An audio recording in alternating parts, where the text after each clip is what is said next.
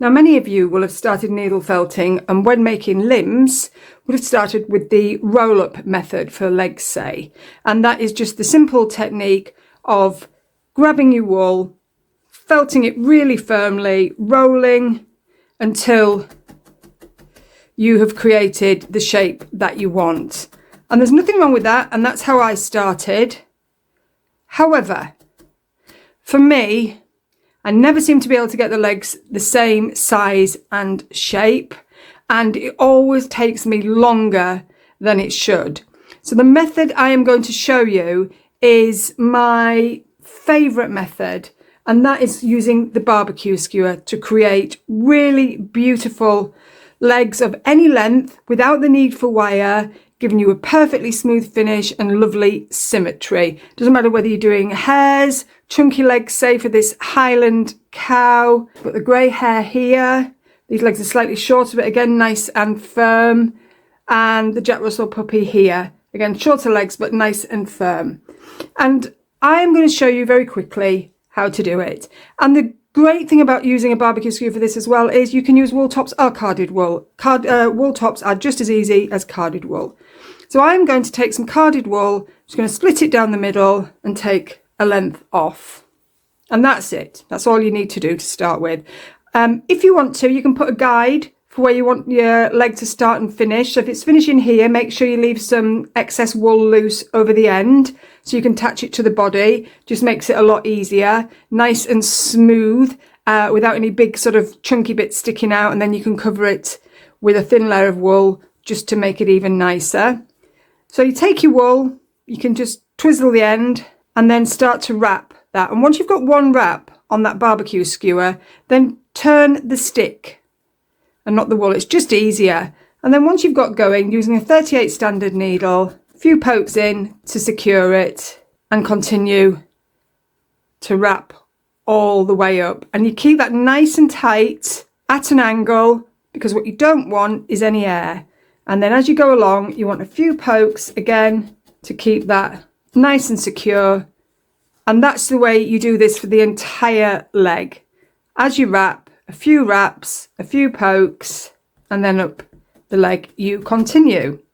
And this is so great because it just means you've got a beautifully firm limb. It's easy to do. It's almost foolproof. Nothing is ever foolproof, but it's almost foolproof. Keep it at that angle and make sure you are felting as you go, because if you don't do that, it will unravel. And sometimes it unravels anyway. It's easy to fix. You just go over it again. And as you can see, I've got a nice, really thin start. I haven't decided which end's going to be my foot end yet. It'll probably be maybe this end, the thicker end, but we shall see. Come to here, felt that down. Don't felt any of this because I want that nice and loose. Nice fresh wool to attach to the animal, the body part. Start to work your way back down.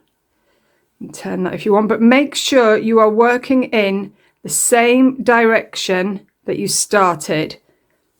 And again, make sure if you see that there's an air gap or something that's overlapping or looks like it might start to unravel, get the needle and give it a good poke. And when it comes off the stick, we'll be able to secure it even more.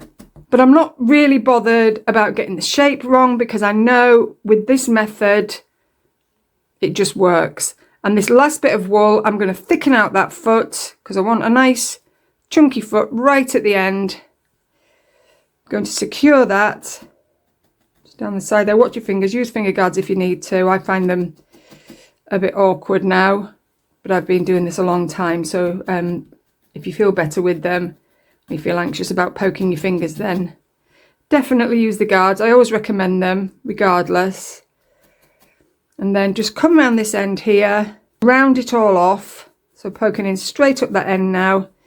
And you see how simple that was. And for new felters especially, it takes away so much frustration. And then at a diagonal angle, you can just poke that wool down so it then just becomes part of the entire leg.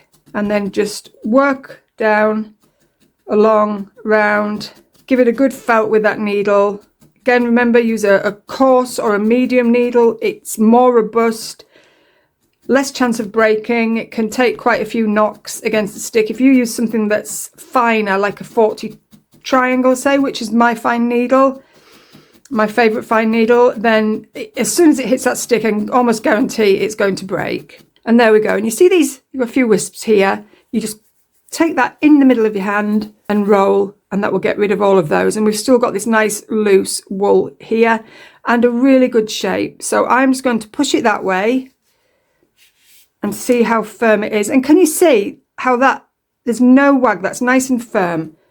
I'm going to go all the way along, so I'm going to go right through it again, because I want to make sure that centers nice and firmly felted, because if that core isn't felted, the middle of whatever it is you're felting, if that's soft, you won't have any stability. And notice that I'm leaving this wisp that I left because I want to attach that to whatever animal I am attaching it to. So there we go. And again, in your hands, keep the foot there so you can put more definition in that shape.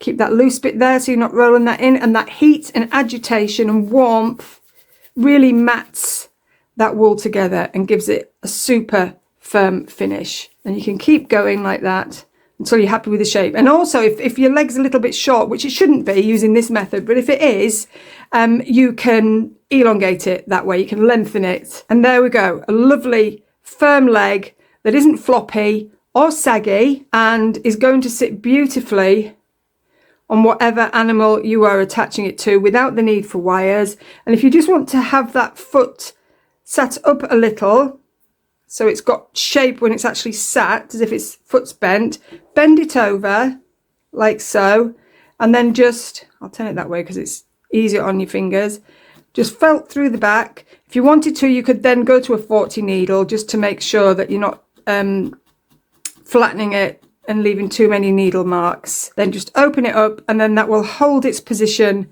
nicely, ready to attach to your animal. You spread out the wool at the top, and then you poke that in, and then I will show you with a different colour, just to cover up any marks or lumps and bumps. You would just pop a very thin layer and use a 40 or a fine needle just to felt that in, and that gives a beautifully neat finish. And that is my favourite method of creating needle felted limbs. Felter's friend, the barbecue skewer, should never be without one. Stay tuned for the next video, and if you enjoyed the content, please give me a like, a subscribe and a thumbs up, which would be really helpful.